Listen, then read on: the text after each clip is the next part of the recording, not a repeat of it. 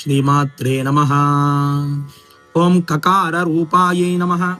कल्याण्ये नमः, कल्याण गुणशालिन्ये नमः, कल्याण शैल निलयायै नमः, कमनीयायै नमः, कलावत्ये नमः, कमलाक्ष्ये नमः, कल्मषज्ञे नमः, करुणामृत सागरायै नमः, कदम्ब काननावासायै नमः, कदम्ब कुसुम प्रियायै नमः, कंदर्प विद्यायै नमः, कंदर्प जनकापांग वीक्षणायै नमः, कर्पूर वीटि सौरभ्य कलोल्लित कगुप्तटायै नमः, कलिदोषहरायै नमः, कंजलोचनायै नमः, क्रम विग्रहायै नमः, कर्मादि साक्षिण्ये नमः, कारयित्ये नमः, कर्म फलप्रदायै नमः, एकार रूपायै नमः, एकाक्षर्ये नमः, एकानेकाक्षराकृतये नमः, एतददित्य निर्देश्यायै नमः, एकानन्दचिदाकृतये नमः, एवमित्यागमाबोध्यायै नमः, एकभक्तिमदर्चितायै नमः, एकाग्रचित्तनिर्दयितायै नमः, एषणारहितादृतायै नमः, एरा सुगन्धिचिकुरायै नमः, एनकूटविनाशिन्ये नमः, एकभोगायै नमः,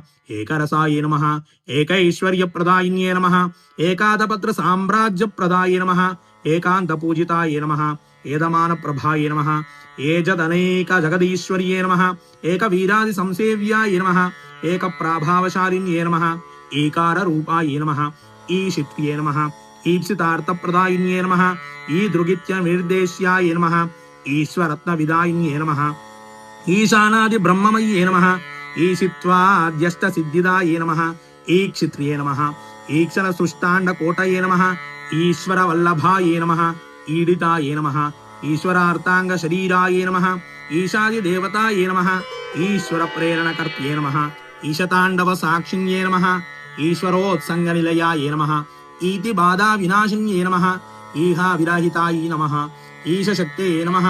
ईशस्मिताननायै नमः, लकाररूपायै नमः, ललितायै नमः,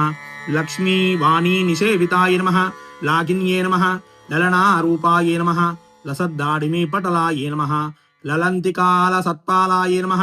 ललाटनयनार्चितायै नमः, लक्षणोज्ज्वलदिव्याङ्गे नमः, लक्षकोट्याण्डनायकायै नमः,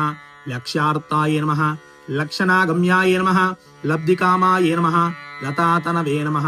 ललामराजदलिकायै नमः,